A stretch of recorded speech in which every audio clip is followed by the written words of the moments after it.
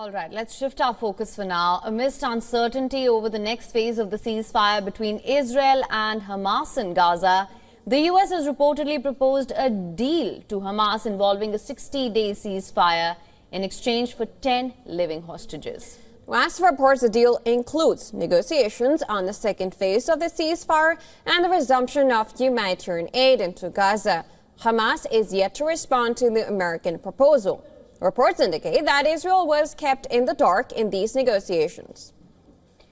U.S. President Donald Trump has defended the direct negotiations with Hamas, saying we're helping Israel in those discussions because we are talking about Israeli hostages.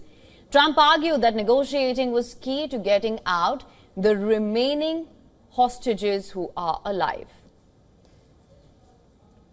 Look, Biden wasn't able to get anybody out. We came along and they started releasing.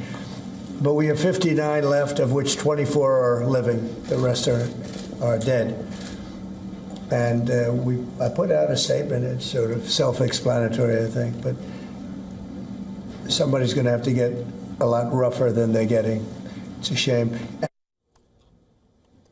Meanwhile, Trump's special envoy to West Asia, Steve Witkoff, said that it wouldn't be prudent for Hamas to test President Trump. I don't think, as the president has said before, I don't think you alert everybody how you're going to negotiate or what your reaction's going to be. But I wouldn't test President Trump. Now, on the flip side, Hamas says that it remains committed to truce with Israel, but any military escalation against Palestinians may lead to the death of the remaining hostages.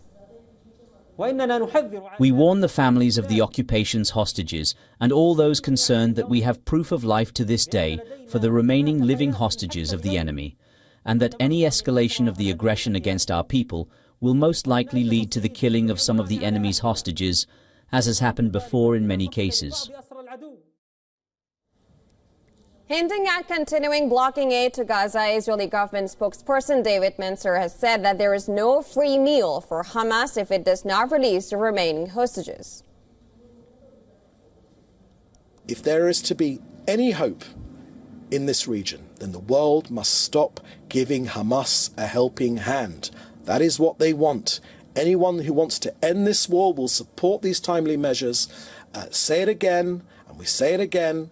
We give aid, and then we're betrayed. We give aid, and then they throw a grenade.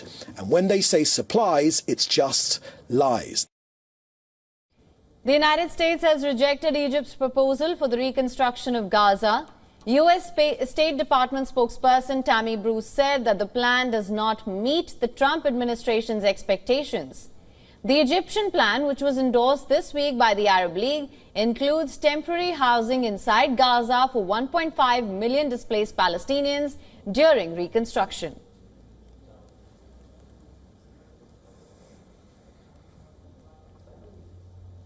And to give us more details on the story, our New York correspondent Susan Tenani sent us this report. Listen in. U.S. Special Envoy Steve Witkoff stated that negotiations are ongoing with Hamas with a focus on the release of injured American-Israeli hostage Edon Alexander. He criticized Hamas for lacking seriousness and honesty in talks and warned of dire consequences if the hostages are not released. Witkoff emphasized President Trump's resolve should not be tested and hinted at a possible joint U.S.-Israeli action against Hamas. He also announced that he plans to visit 4 Middle Eastern countries next week to further address the ongoing crisis. Susan Tahmani reporting from New York for WION World is One.